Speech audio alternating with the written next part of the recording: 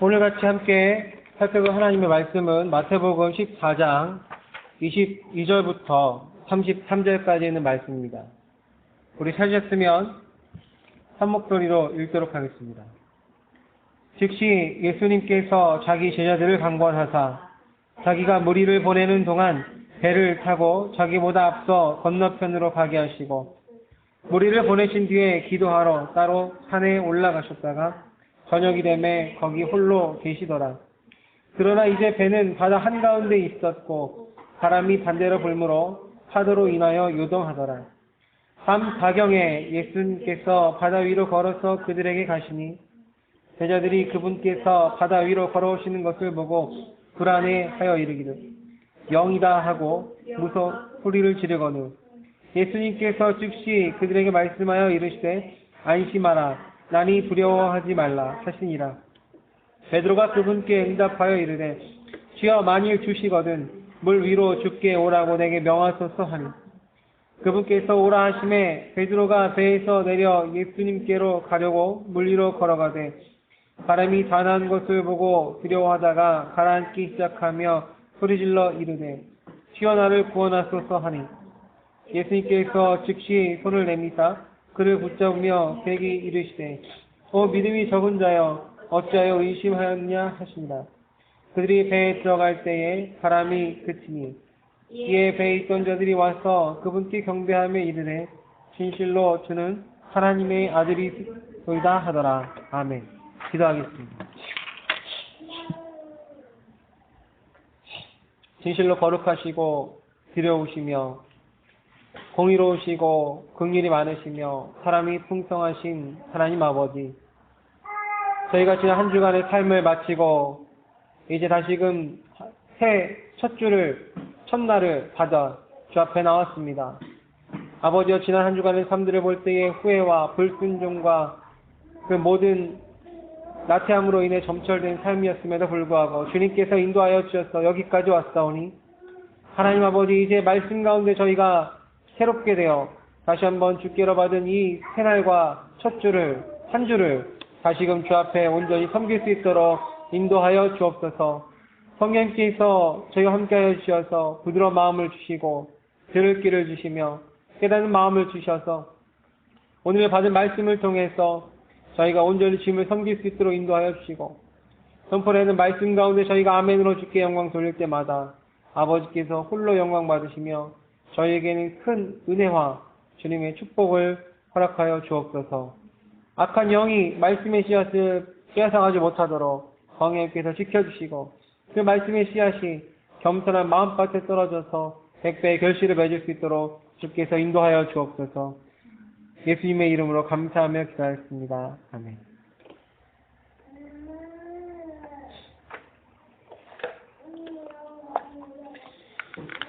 성경에서 풍랑이 등장하는 여러 경우는 각각 특별한 교리적 의미를 가지고 있습니다. 우리가 잘 알고 있는 요나가 겪은 풍랑이 있습니다. 이 요나가 겪은 풍랑은 하나님에 대한 징계이고 구원받지 못한 사람이 구원을 부르짖고 있었을 때에 그가 무엇을 하고 있었죠? 바로 배 밑칸에서 자고 있었습니다. 하나님을 안다고 하는 사람이 기도하지 않고 복음에 수고하지 않고 있는 경우, 그것이 바로 요나가 풍랑을 만났을 때의 경우입니다. 어쩌면 하나님의 사람이 주님을 섬기지 않았기에 요나와 같이 배에 타고 있었던 믿지 않는 사람들이 손실을 입었던 것과 같이 그리스도인의 불순종과 타락으로 인해 세상 사람들이 손실을 입고 있을지도 모릅니다. 흥미로운 점은 구원을 받지 못한 이교도들이 오히려 요나를 꾸짖는 상황이 연출되고 있다는 사실입니다. 여러분이 아시다시피 요나를 바다에 던졌을 때에 즉시 바다가 잔잔해졌습니다. 이 요나가 겪은 풍랑이 또 있었고요. 또 여러분이 잘 아시는 마가복음 4장에 나와 있는 풍랑이 있습니다.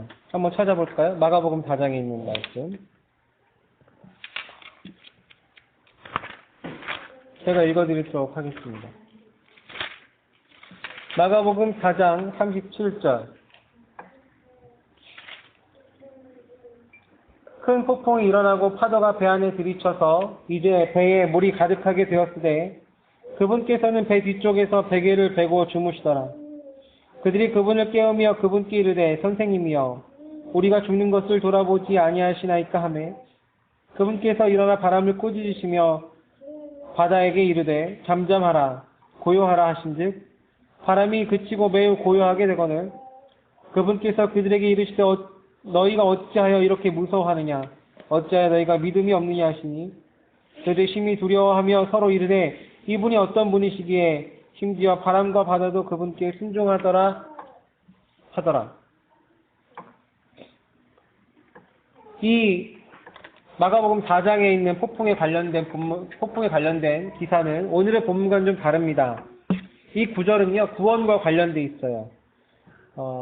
예수님께서 즉시로 응답하시는 경우가 있습니다.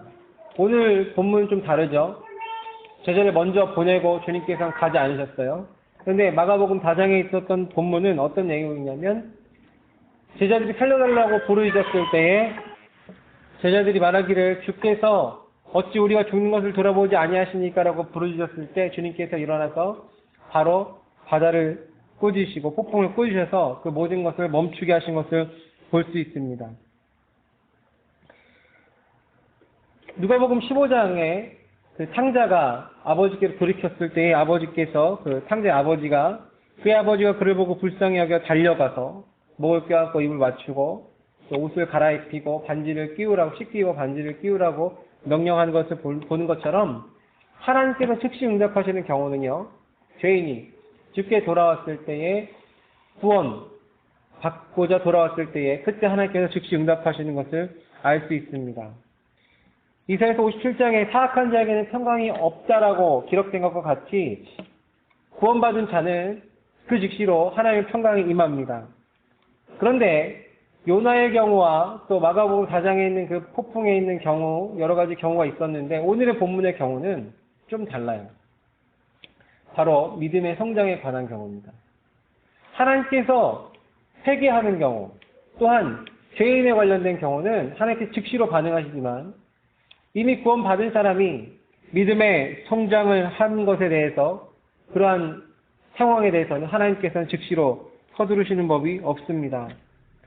또한 풍랑이 하나 더 있어요. 바울 일행이 겪은 풍랑이 있습니다. 사도행전 27장에 바울이 하나님께로부터 받은 게 있기 때문에 이번에 항해하지 말라라고 선장한테 얘기했는데도 불구하고 바울의 경고를 무시하고 그 군사의 그 대장이 선장의 말만 듣고 무리한 항해를 하다가 풍랑을 만났습니다. 바울이 기도했어요. 기도했지만 그 풍랑이 잠잠해지거나 뭐 그러지 않았어요. 단 바울이 기도했을 때 약속의 말씀대로 배는 부서졌지만 단 한 사람도 죽지 않았다는 그 약속의 말씀 받은 대로 배는 부서졌지만 단 한 사람도 죽지 않았습니다. 이처럼 믿음의 여정 속에 우리가 속해 있을 때 우리가 속해 있었던 배가 부서질 수도 있어요. 그러나 결과적으로 그 끝은 해피엔딩입니다. 이 땅에서 어떠한 고난을 겪을지라도 하늘의 본향에서는 웃을 것입니다. 그런 것처럼 지금 우리가 세 가지의 그 케이스들을 봤어요. 요나의 경우, 마가복음 4장에 있는 경우, 또 바울의 경우를 봤습니다. 자, 이러한 풍랑들이 성경에 나오는데 이러한 이야기들을 읽을 때에 우리는 생각해 봅니다. 지금 나는 어떤 풍랑을 겪고 있는가? 요나가 겪은 풍랑인가? 아니면 내가 구원받지 그리스도인이라고 스스로 얘기하지만 구원받지 못해서 지금 구원에 대해서 주님께 부르짖고 있는가? 아니면 바울의 일행이 겪던 그러한 믿는 자들이 겪는 풍랑을 겪고 있는가? 그런 것들을 생각해 볼 수 있습니다. 내가 지금 어떤 풍랑을 겪고 있는가? 아니면 지금은 풍랑을 겪고 있지 않지만 가까운 미래에 어떠한 풍랑을 겪게 될 것인가? 지금 현재 풍랑을 겪고 있지 않고 형통하지만 우리가 기다리면 반드시 풍랑이 올 것입니다. 그러한 때에 실제적으로 도움이 되기 위해서 오늘의 말씀을 참고해 보고자 합니다. 밤 사경에라는 의미심장한 제목으로 우리가 오늘 말씀을 살펴보고자 합니다. 우리의 인생은요, 풍랑이 갑자기 닥칠 수 있는 아주 변덕스러운 날씨와 같음을 기억해야 됩니다.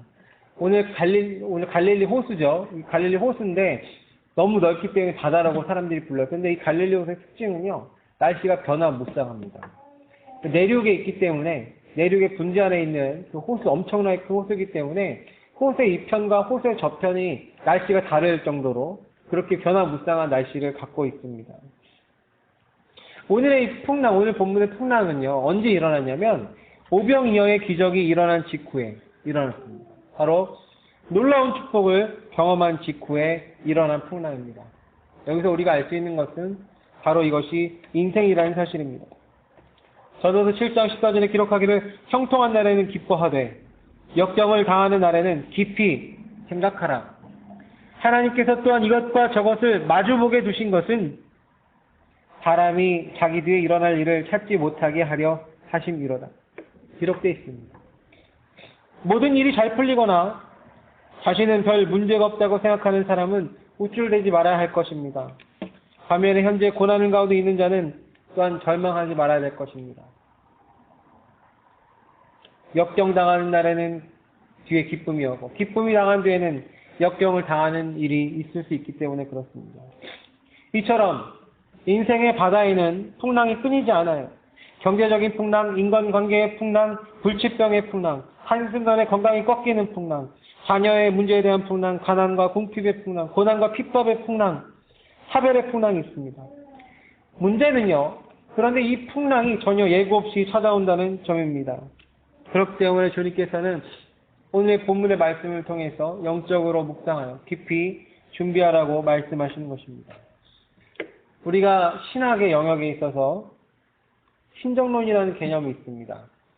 왜 이 땅에서 하나님이 계시는데 여전히 악과 부조리가 있는가? 이거에 대해서 사람들이 생각하면서 그거에 대해서 이해하려고 하는 그러한 신학의 영역을 신정론이라고 합니다. 그래서 신학자들은 뭐 별 얘기들을 많이 합니다. 그런데 성경적으로 이야기하는 사람들은 한 번도 못 봤어요. 성경적으로 보면 이 신정론이라는 개념이 있을 필요가 없어요. 하나님이 계시는데 왜 이 땅에 악이 있는가? 그것은 사람 때문에 그렇습니다. 왜 그렇습니까? 아담을 비롯한 아담부터 시작된 아담,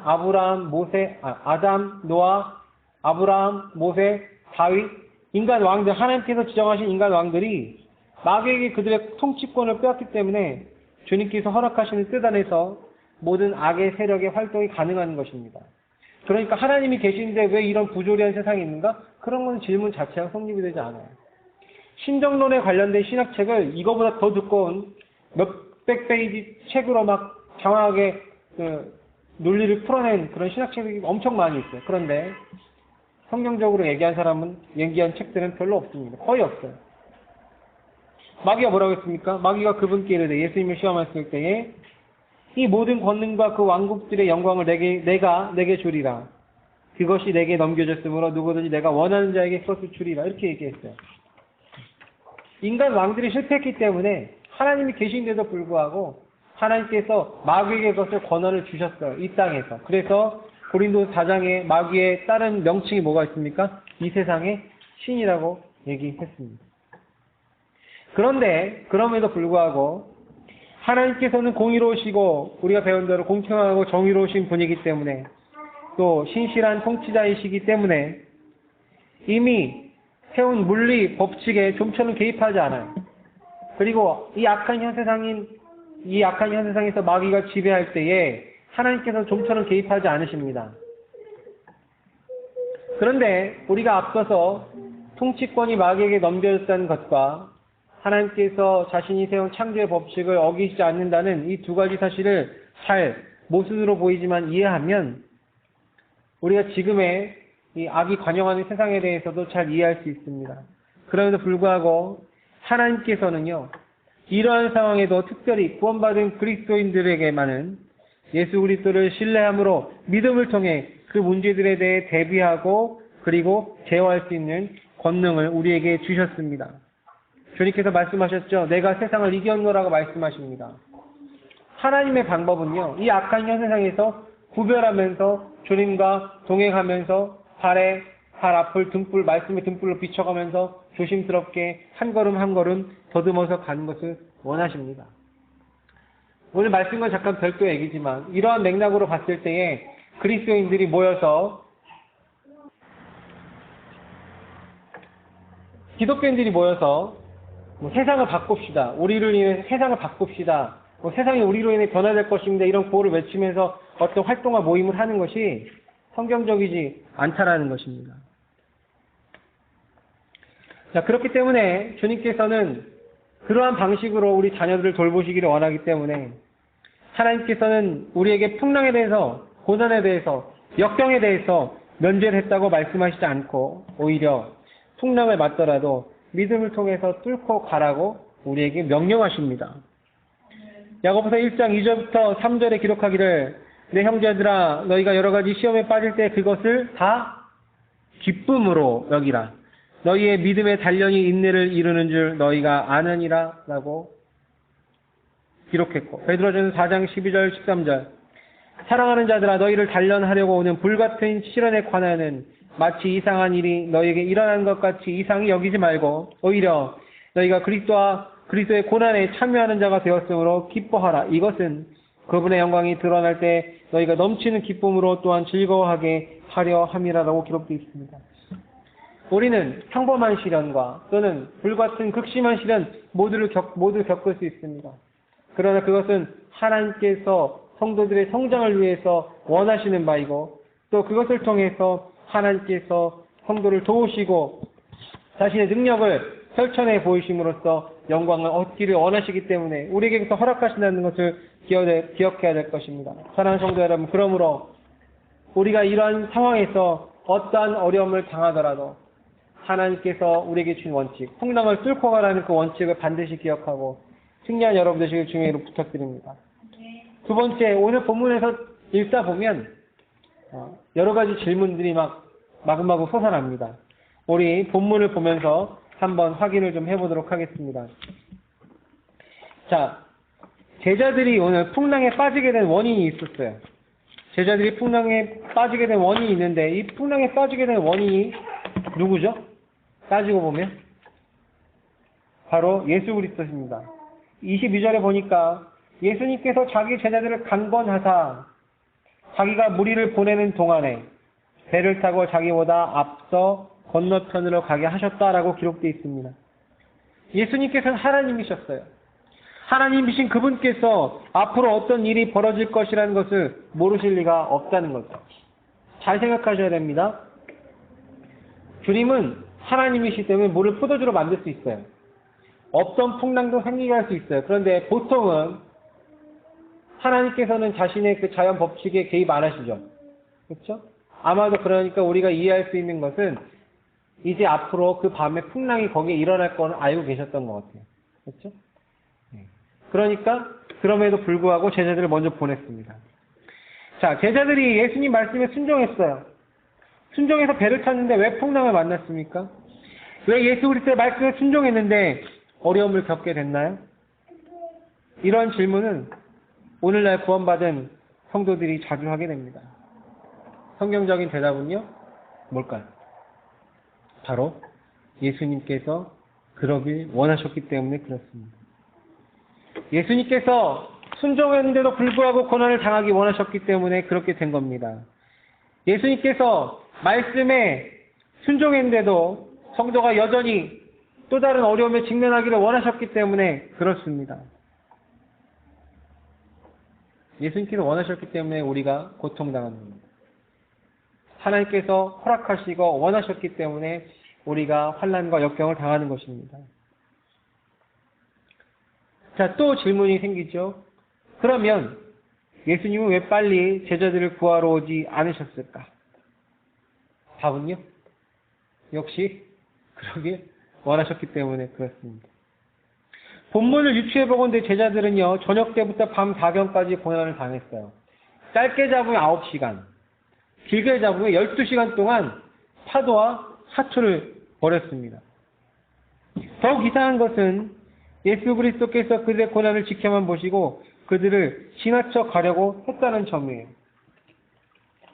25절에 밤 사경에 예수께서 바다 위로 걸어서 그들에게 가시니 제자들이 그분께서 바다 위로 걸어오시는 것을 보고 불안해하여 소리 지르기를 영이다 하고 무서워서 소리 지르거늘 이렇게 기록되어 있습니다. 다른 평행 본문에 보면 예수님께서 그냥 지나쳐 가시려고 했어요. 마가복음 6장 평행 본문입니다. 저녁이 되매 배는 바다 한가운데 있더라. 그분께서 홀로 무태 계시다가 바람이 그들에게 반대로 불므로 그들이 힘겹게 노를 젓은 것을 보시고 밤 가경쯤에 바다 위로 걸어서 그들에게 오사 그들을 지나쳐 가려고 하시는 이렇게. 참 이해할 수 없죠, 그렇죠? 보시는 걸 알고 보시고 그들한테 갔는데 도와주진 않고 지나쳐 갔어요. 우리의 삶 속에서 예수 그리스도께서 방관하고 계시는 것처럼 느껴질 때 너무나 많이 있습니다. 아주 특별한 몇몇 경우 제외하고는 우리의 삶에 즉각 응답하시는 경우가 없어요. 그렇기 때문에 우리의 기도를 외면하고 계시지 않는가 하는 느낌이 들 때도 있어요. 근데 그것은 주님의 때가 아직 아니기 때문에 그렇습니다. 사랑하는 성도 여러분, 주님의 때가 올 때까지 여러분 믿음 안에서 인내하는 여러분 되시기를 주님 부탁드립니다. 자, 그러면 우리가 생각해 볼 것이 있습니다. 그러면 정말로 예수 그리스도께서는 그들을 정말 내버려 두신 것인가? 아닙니다. 이 모든 것이 예수님께서 자신이 무엇을 하시는지 정확하게 아시기 때문에 강권하셨어요. 예수님께서는 모든 상황을 장악하고 계십니다. 시작과 과정과 결말을 모두 아시기 때문에 예수님께서 제자들에게 가라고 강권하신 거예요. 또 23절에 보니까 무리를 보내고 제자들을 보낸 다음에 따로 산에 올라가셨다가 저녁이 되매 거기 홀로 계시더라 기록되어 있습니다. 예수님께서 제자들을 풍랑 가운데로 밀어 넣으시고 그냥 계신 것이 아니라 그들을 도우시기 위해서 산으로 올라가서 기도하셨어요. 지금 예수 그리스도께서 어디 계십니까? 셋째 하늘에 계십니다. 지금 예수님께서 어떤 사역을 감당하고 계십니까? 제사장의 사역을 감당하고 계십니다. 지금 높은 곳에서 그의 성도들을 위해 기도하고 계셔요. 기록하기를 아버지께서 항상 내 말을 들으시는 줄 내가 알았나이다 기록하고 있습니다. 주님께서는 지금 우리를 향해서 중보 기도를 하고 계십니다. 홀로 계시면서 중보 기도를 하고 계십니다. 자, 그러는 동안에 제자들은 뭘 하고 있습니까? 24절에 보니까 역풍에 괴로이 노를 저으며 12시간이 넘게 사투를 벌이고 있습니다. 이것은 무엇을 의미합니까? 제자들이 저녁부터 밤 다경까지 고난을 당했다고 그랬죠. 그렇죠? 성경에 보니까 예수님께서 말씀하시기를 내가 세상에 인도하는 세상의 빛이라고 했고 예수님께 잡혀가실 때 누가복음에 보니까 이제 어둠의 권세가 시작됐다라고 이야기합니다. 그러면 영적으로 봤을 때 저녁부터 밤 다경은 언제가 될까요? 예수님께서 부활하고 승천하신 뒤 교회 시대, 그 시간이 되겠죠. 그렇죠? 저녁 때 암흑 시대입니다. 예수 그리스도의 승천 이후에 바로 성도들은 이 땅에 남아서 박해와 고난 가운데 있음을 예표하고 있습니다. 아가서 6장에 보면 달이 나옵니다. 달은 교회를 예표합니다. 달이 있는 때는 밤이기 때문에 교회는 밤의 경륜에 속한 것을 우리가 알 수 있습니다.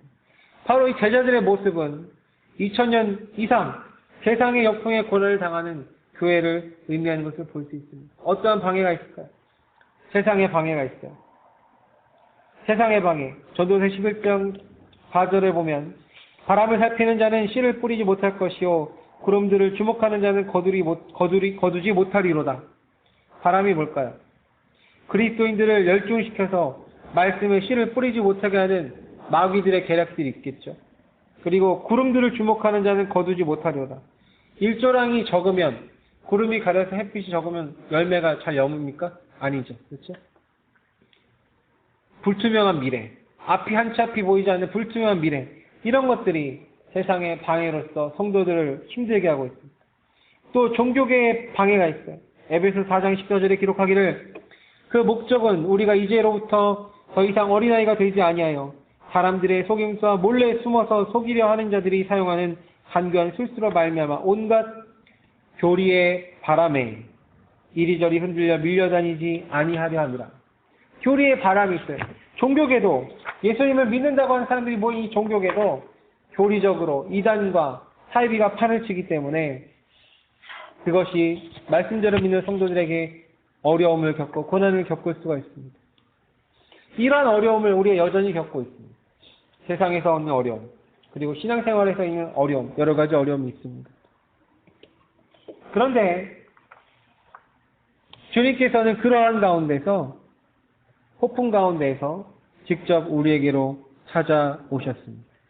히브리서 13장 5절에 기록하기를 그분께서 이르시되 내가 결코 너를 떠나지 아니하고 너를 버리지 아니하리라 하셨느니라. 하나님의 말씀 어디에서나 교회 시대인 이 시대는 밤으로 불립니다. 특히 밤 사경은 예표적으로 마지막 교회 시대의 예수 그리스도의 재림의 때를 의미합니다. 주님께서 이 밤 사경에 마지막, 정말 어쩌면 지금 이 땅에 숨쉬고 있는 사람들의 목숨이 끊어지기 전에 예수님께서 오실 아주 재림 임박한 밤 사경의 때에 우리는 살고 있습니다. 그때 주님께서 우리에게 찾아오십니다. 물론 밤 사경이 지나면 예수님께서 휴거로 부르시고 재림으로 부르시고 찾아오시지만 이 밤 사경의 때에 폭풍을 뚫고 오신 주님, 이것은 바로 개인적으로 하나님께서 부르시는 자들에게 예수님께 지나가려고 하는 그때에 저는 이걸 이렇게 봐요. 예수님께서 지나가는 것은 무관심한 게 아니라 예수님께서는 지나가신 그때 그 지나가시는 분을 모습을 보고 부르짖어 예수님을 끌어당길 수 있는 성도라면 주님께서 그의 삶 가운데로 그 안에 들어오셔서 그를 직접적으로 만나 주실 것이라는 겁니다. 이것은 일반적으로 얘기할 때 어떤 영적으로 내가 주님을 동행하고 주님을 만날 수 있는 이런 것이 아니라 정말 초자연적인 놀라운 방법으로 개인의 간증이 될 수 있을 그러한 체험으로 주님께서 만나실 것이라는 것을 우리는 알 수 있습니다. 주님께서 그 폭풍을 뚫고 찾아오셔서 뭘 하셨습니까? 27절에 보니까 예수님께서 즉시 그들에게 말씀하여 이르시되 안심하라 나니 두려워하지 말라 하십니다. 지나쳐가는 그분을 소리 질러가지고 끌어당겨서 배 안으로 모셨어요. 그때 주님께서 뭐라고 말씀하셨습니까? 내니 안심하라. 우리에게는 밤 사경에 역풍을 맞고 힘들게 어려움을 겪고 있는 우리에게 어떠한 노력이 필요하냐면 주님을 끌어당겨서 배로 초청할 수 있는 노력이 필요하다. 노력. 만약에 제자들이 주님께서 오시네? 지나가시네? 왜 지나가시지라고 물음만 생각하고 묻기만 하고 주님을 부르려고 생각하지 않았다면 주님은 그냥 지나쳐 가셨을 것입니다. 그런데 그때에 안 되겠다. 주님을 불러야 되겠다라고 생각하고 소리질러 노력하여 자신의 목소리로 주님을 부른 자들에게 주님께서는 immediately 즉시로 오셔서 바로 평안을 선포하셨습니다. 이사야서 26장 3절에 주께서는 생각을 춥게 고정시킨 자를 완전한 평강으로 지키시리니 이는 그가 주를 신뢰하기 때문이다. 내니 두려워하지 말라. 주님께서 말씀하셨습니다. 사랑하는 성도 여러분, 풍랑 가운데서 있을 때에 목소리 높여서 주님을 부르시기를 바랍니다. 환난 날에 나를 부르라. 내가 너를 영화롭게 하리라고 내가 나를 영화롭게 하리라고 말씀하셨습니다. 우리가 목소리를 잠잠하게 하고 있다면 주님은 그냥 지나쳐 가실 것입니다. 그러나 우리가 주님을 바라봤을 때 가만히 있지 아니하고 목소리를 높여서 주님을 부른다면 바로 주님께서는 우리 안에 들어오셔서 내 안에 그리고 나의 삶과 나의 가족과 나의 사람들의 관계 속에서 평안을 선포하실 것입니다. 사랑하는 성도 여러분, 주님을 힘써 부르신 여러분 되시기를 부탁드립니다. 자, 우리가 관점의 차이를 이 본문에 대해서 관점의 차이를 좀 새롭게 될 필요가 있습니다. 예수 그리스도께서는 제자를 풍랑 속으로 몰아넣으셨어요. 제자들은 그것으로 두려워했어요. 절망했어요. 그런데 예수님의 관점과 제자들의 관점이 다르죠. 그렇죠? 예수님은 상황을 장악하셨기 때문에 풍랑으로 집어넣었지만 제자들은 그 상황을 모르기 때문에 두려워하고 절망했습니다. 이사야서에 기록하기를 하늘이 땅보다 높음같이 내 길은 너희 길보다 높으며 내 생각은 너희 생각보다 높으려고 말씀하셨고 우리 주님께서도 내가 하는 것을 내가 지금은 알지 못하나 나중에는 알리라 말씀하셨습니다. 신앙의 여정을 되돌아보면 그 당시에는 이해하지 못했지만 나중에는 전체의 그림이 보이는 것과 같은 맥락입니다. 순종했는데도 불구하고 제자들은 풍랑을 만나는 고난을 겪었지만 그것을 통해 결국 예수 그리스도의 능력을 경험하게 되고 하나님을 알게 되었습니다. 그런데 그러한 경험이 꼭 필요했던 이유가 있었어요. 왜 이 지금의 풍랑의 체험과 경험이 꼭 필요했었던 이유가 있습니다. 왜 그랬습니까? 마가복음 6장 보면 이는 그들의 마음이 굳어져서 빵의 기적을 깊이 생각하지 못하기 때문이다. 하나님의 기적을, 하나님의 은혜를, 하나님의 도우심을 체험하고도 그 의미를 정확히 알지 못한 채 단지 기뻐하고 그친다면 그 역사를 깊이 생각하도록 하기 위해서 풍랑을 주신다는 것을 우리 알 수 있습니다. 제가 오늘 이 말씀을 준비하면서 제 얘기를 하는 거예요. 하나님께로부터 많은 간증들을 얻었지만 그냥 기뻐하고 말았어요. 하나님께 올바른 영광을 돌리지 않고 그 의미를 정확히 알지 못하고 넘어가면 풍랑을 겪게 되는구나라고 깨달았습니다. 그래서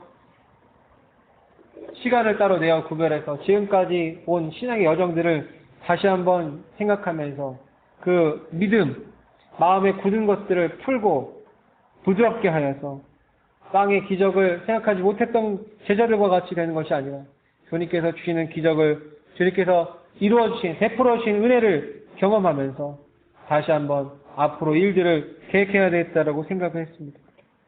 여러분은 어떻습니까? 여러분들 그러한 간증과 경험을 그냥 주님께서 하셨구나라고 생각하면서 그냥 기뻐하고 넘어간 적이 있습니까? 그렇다면 속히 그 간증의 의미들을 다시 한번 되새기고 이것을 왜 나에게 허락하셨는가라고 생각하지 않는다면 여러분은 하나님께서 그 의미를 깨닫게 하시기 위해서 강제로 풍랑 속으로 몰아 넣을 수 있다는 사실을 기억하시기 바랍니다. 형식적인 종교 생활을 하는 사람이 더 잘 되는 것 같이 보여요. 그러나 그들은 풍랑 속에서 하나님의 임재와 풍랑을 헤쳐 가시는 하나님의 능력을 경험하지는 못합니다. 저도 그랬어요. 주변 사람들을 보면 저 사람들은 목회를 하면서도 목회도 잘 돼서 경제적으로도 또 사회적으로도 어려움 없이 잘 지내는데 나는 왜 이럴까? 과연 내 부르심이 맞는 것일까? 하나님께서 부르셨다면 고난이 없어야 되는 것이 아닌가라는 그런 생각을 했지만 오늘의 말씀을 보면서 하나님께서는 정말로 부르시는 사람들, 하나님의 능력을 체험하도록 하기 위해서는 고난의 자리에 그 사람을 몰아넣는다는 것을 하나님 다시금 살펴보고 깨닫게 되었습니다.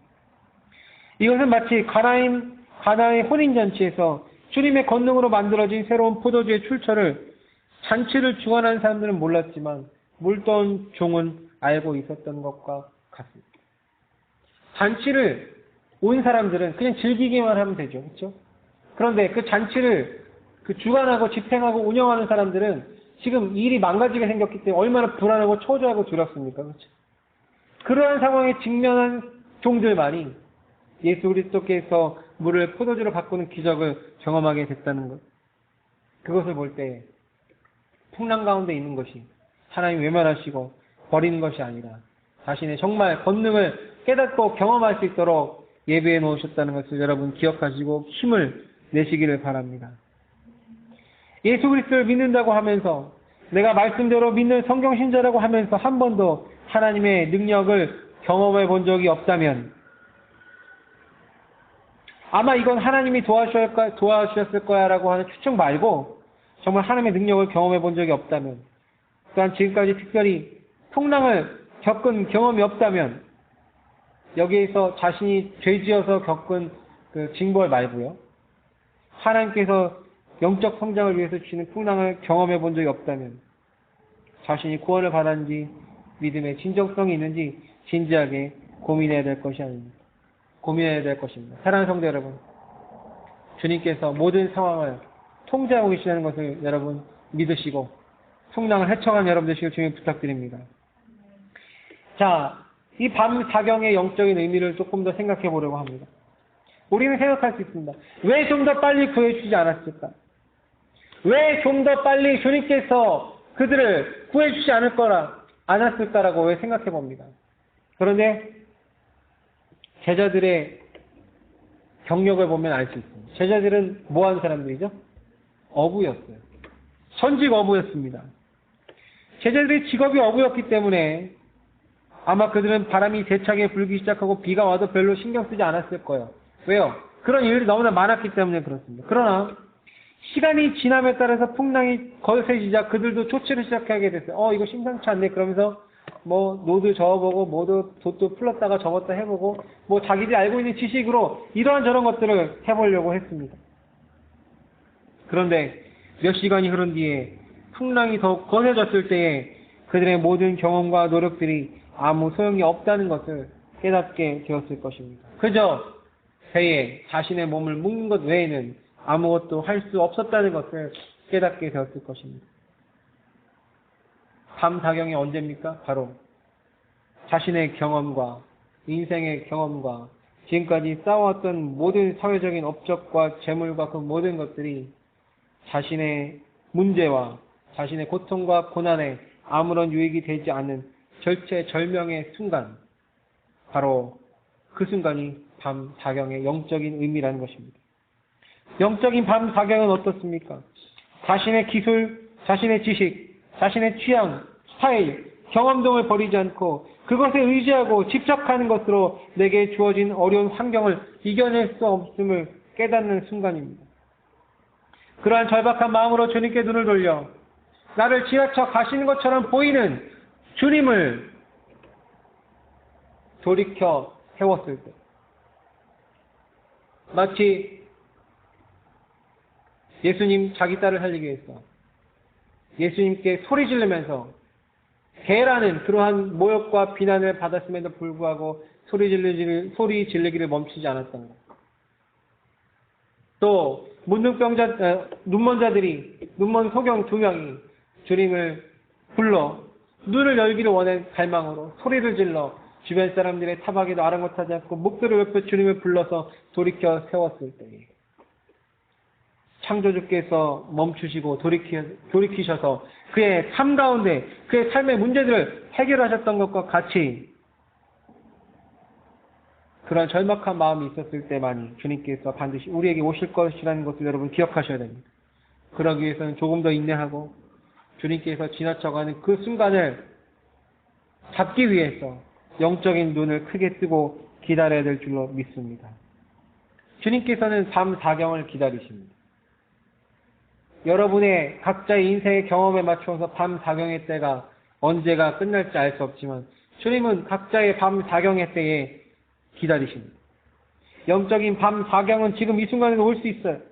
하나님께 모든 걸 의지하고 내려놓는다면 놀라운 일이 일어날 것이지만 우리는 그렇지 않기에 여전히 어려움 가운데 있습니다. 문제는요, 내가 주님의 도우심을 구하는 시간과 주님께서 오시는 시간이 차이가 있다는 점입니다. 그들이 빵의 기적을 깊이 생각했다면 1경부터 4경까지 자신의 노력으로 상황을 극복하려 하지 않고 인내하며 주님을 기다렸어야 될 것입니다. 로마서 5장 3절에 기록하기를 그리할 뿐 아니라 우리가 환난도 기뻐하나니 환난은 인내는 체험을 소망을 이루는 줄 우리가 아노라 기록하고 있습니다. 이 사실을 안다면 우리는 어떻게 됩니까? 로마서 12장 12절에 기록한 대로 소망 중에 기뻐하고 환난 중에 인내하며 늘 절박하게 기도해야 될 것입니다. 사랑하는 성도 여러분, 이렇듯 밤사경의 영적인 의미를 잘 깨달아서 어렵고 환난 가운데 있을지라도 주님을 인내하며 기다리며 우리를 지나쳐 가시는 듯이 보이는 주님을 붙잡는 여러분 되시기를 바랍니다. 오늘의 말씀의 결론입니다. 그렇다면 우리는 밤사경의 때에 어떠한 자세를 가지고 있어야 될까? 이사야서 4장 28절부터 31절에 보면 독수리의 비행법이 나옵니다. 그들은 독수리같이 날개치며 올라갈 것이요 라고 기록되어 있습니다. 사실 독수리는요, 날개를 치지 않습니다. 근데 번역을 이렇게 해놨어요. 영어 성경에 보면 shall mount up with wings as eagles. 독수리들과 같은 날개들을 가지고 mount up, 올라간다라고 돼 있지 날개 친다고 돼 있지 않았어요. 번역이 잘못된 거죠. 그렇죠? 바른 번역은 독수리들처럼 날개를 올라갈 것이요 이렇게 번역돼야지 바른 번역입니다. 독수리가 새끼를 키우는 목표는 더 이상 둥지를 의존하지 못하게 하는 데 있습니다. 처음에는 가시가 많은 둥지에 동물의 가죽을 덮어서 부드럽고 포근한 잠자를 만들어주지만 새끼들이 자라면요 일부러 가죽을 벗겨서 살벌한 가시 둥지로 바꿔버립니다. 그리고 먹이를 물어다 주긴 하지만 점차 어미 날개에 매달리는 조건으로 먹이를 주고요. 그렇게 한 이유는 공중에 나는 법을 가르치기 위해서라고 합니다. 그래서 높은 창공에 어미 날개를 붙잡고 올라가고 그리고 거기서 새끼를 떨어뜨립니다. 바로 나는 법을 배우게 하기 위해서라고 합니다. 참새는 어떻습니까? 바로 열심히 날개를 흔들어 대며 날아다닙니다. 그러나 몸이 큰 독수리는요 날개를 열심히 흔든다고 날아지지가 않아요. 독수리의 비행법은 크고 힘 좋은 날갯짓에 있는 것이 아니라 바람을 버틸 수 있는 날개의 힘에 있습니다. 새끼는요 부모에게 어미 독수리에게 날갯짓을 배우면서 날갯짓을 막 해서 안 떨어지려고 날갯짓을 흔들어가지고 이렇게 날아보려고 하지만 5m도 못 올라가다가 떨어지고 맙니다.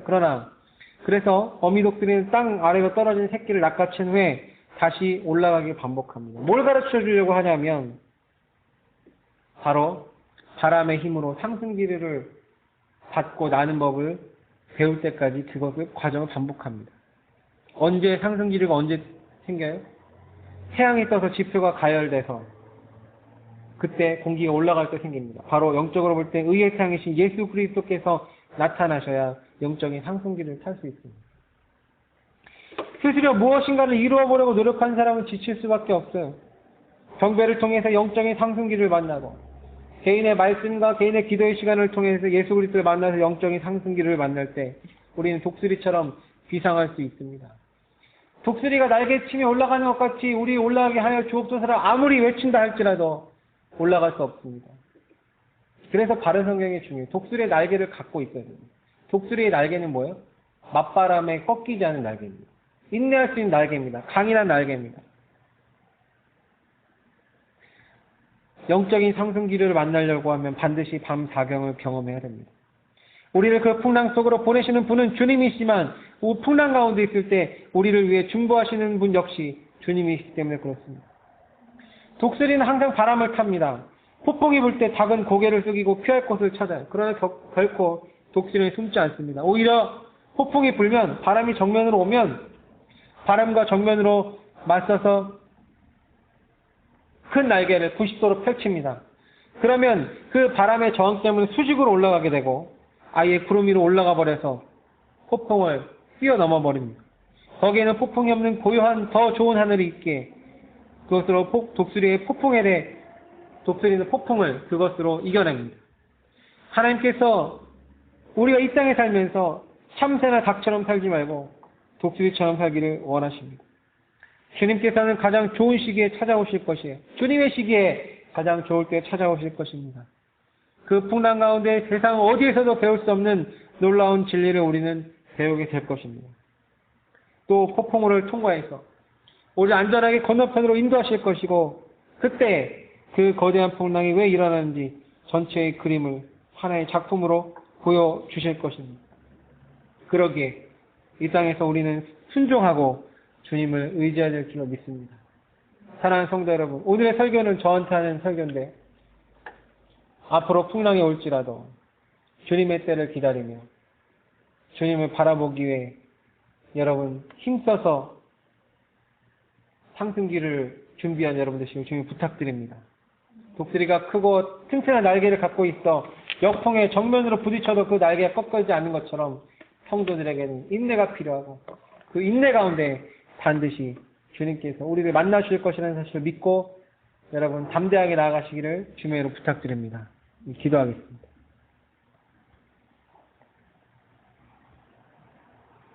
거룩하신 하나님 아버지,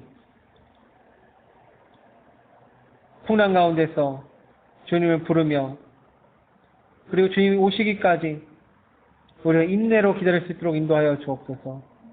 나의 힘과 노력으로 무엇을 해보려는 것이 아니라 인내로 기다리면서 지나쳐 가신 듯이 보이는 주님을 붙잡아 세워 주여 우리를 구원하여 주옵소서라고 절박하게 간구할 때에 주님께서 내 안에 오시고 나의 삶 가운데 모든 일들을 평안을 선포함으로 그 모든 일들이 다 해결될 수 있도록 아버지 그때까지 저희가 기도할 수 있도록 인도하여 주옵소서.